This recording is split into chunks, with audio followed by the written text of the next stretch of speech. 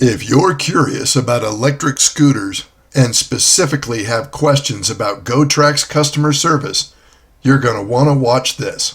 Hi, and welcome to Yeti at Large.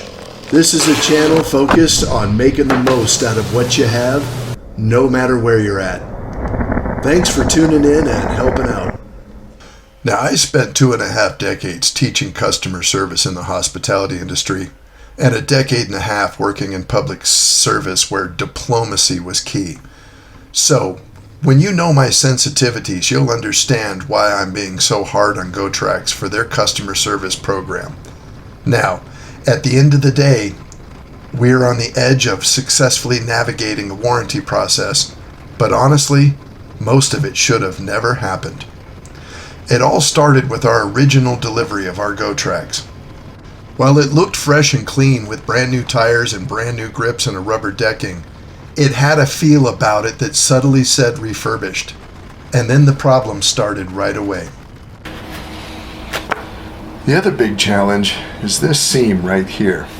There's 2 Allen bolts that go on either side of it. But if you lock the brake, can you see that? So that tiller tube wobbles bad, and I sent emails to their quality control people who said that was perfectly normal. But then we started having display error messages and charging problems. It's an excellent concept where they provide 2 chargers, 2 charging ports to charge this giant battery quickly. However, they always felt loose, like they were worn from day one. And the worst part was, it would not take a full charge sometimes. I only once saw it go to 57 volts. Typically, it would cut out at 52 volts, thus tremendously shortening the effective range of the vehicle. And then the problem that could not be overcome started, where we would get an E10 error message on the display. You can see here that 57 volt charge. I wanted to make note of that because it was impressive. 190 miles on the odometer. But it's in park, and when I would get that E10 error message, it would not come out of park. Every other feature on the controller worked, but it wouldn't go into gear, and this caused me to walk almost 2 miles one day in the Arizona summer. At that point, I started talking with their warranty department. I should note that the error message is not displayed here in the display panel. Of course, with electrical gremlins, you get them to appear sometimes and then they don't come back, but you never trust them again. My issue with the warranty department is they are difficult to communicate with, slow to respond, never once acknowledged my issue or apologized, and sidestepped every one of my questions just by going into their bare minimum warranty policy procedure. That makes people upset, and it makes people not want to be a repeat customer. The interesting thing was I started getting emails from random email addresses they never warned me about, which made me think of spam. And then without answering a single question or letting me know the hows or whys, they approve my warranty and tell me to ship the bike back at my expense. At least they did give me access to their $150 shipping rates. So, as I am now as nervous as you can get, thinking I'm going to get one last ride in on my scooter just in case I never see it again, I box it up. Today's ride's a far cry from some of my snow rides earlier in the year. This is an amazing vehicle when it's working right. And for the record here, I'm rolling about 35 miles an hour. Washboards are good, but this thing is soaking them up. I really do dig this scooter. So we anxiously await, and the second scooter shows up. The box is beat to snot, and here's what we found.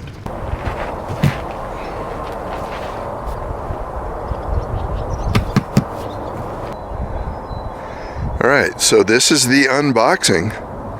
I'm being very careful. This is 100% honest. This thing has not come out of the box. I have not played or monkeyed with anything. As you can see, I'm being very deliberate. And the first thing that we find is that the controller and the display cable are disconnected. Furthermore, this has significant scratching on the handlebars, which doesn't bug me, but it tells me that this warranty might be a collection of recycled parts. I'm eroding confidence with you guys. Eroding bad. So now we're at an all-time low in this process, but the customer service representative I got a hold of was top-notch. He apologized, he was human, he worked quickly. They returned that bike at their expense quite quickly and arranged for a fresh shipment of a new bike. Of course, I did have to profit some of my mountain bike mechanic and aviation maintenance bona fides to let him know I know what I'm looking at. That being said, the new bike shipped very quickly and arrived, and it was a whole different story. The box was very clean, had security bands around it, and only one level of their safety tape to indicate to me this was the first time I got an original, brand new, not refurbished bike. 1 out of 3, not bad. And give you the most honest picture of what the unboxing looks like. Come on. Need one. Along with a cattle dog.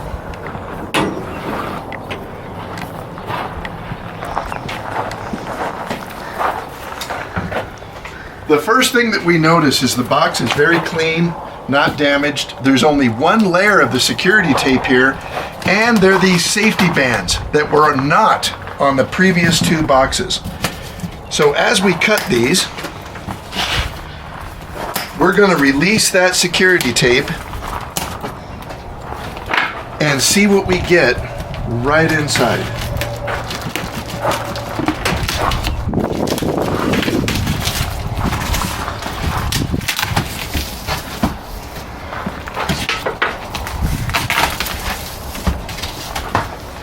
Now I've become a little bit of an expert on how these are packed. Take a hard look in here. You can see that they've done an excellent job of packing these. This piece was not in the prior 2 unboxings.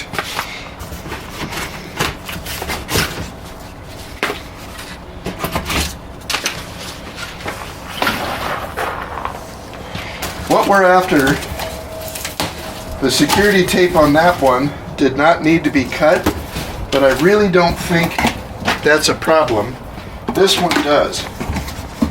And I appreciate GOTRAX using the security tape. The first thing I notice, 2 chargers as advertised installed. The castle nut, the Allen wrench, and the extension. The extension was missing on the last one. Owner's manual, warnings.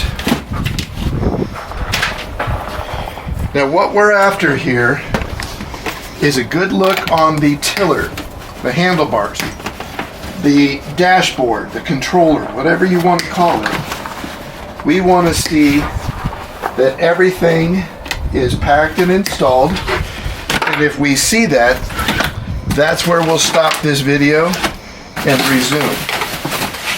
Take a good look here. This is an original with the security tape on it.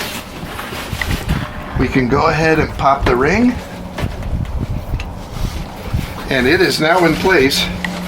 And let's go to power it up. 1 1000, 2 1000, 3 1000. I'm going to remove the security tape partially. And that is powered up with 54 volts on the charge. GOTRAX, much better. I aired up the tires with a hand pump from 21 pounds to the rated 50, checked all the systems, and just like that, it touches dirt, and it is now a used bike. And regardless of knowing this bike well, any good safety program with a new vehicle requires we test all the systems and work our way up. Nice contained environment, and everything's working fine. So we hit the open road, and we take it on a 15-mile test drive.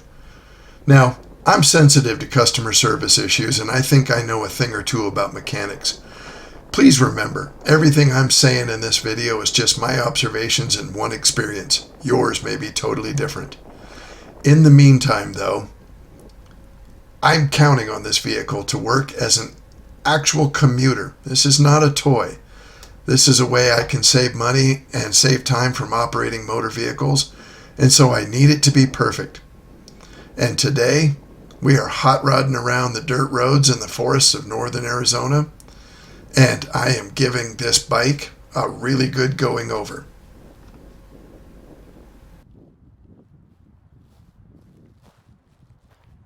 So all that to be said, forget about all my complaining about the warranties and all the problems with the first two bikes.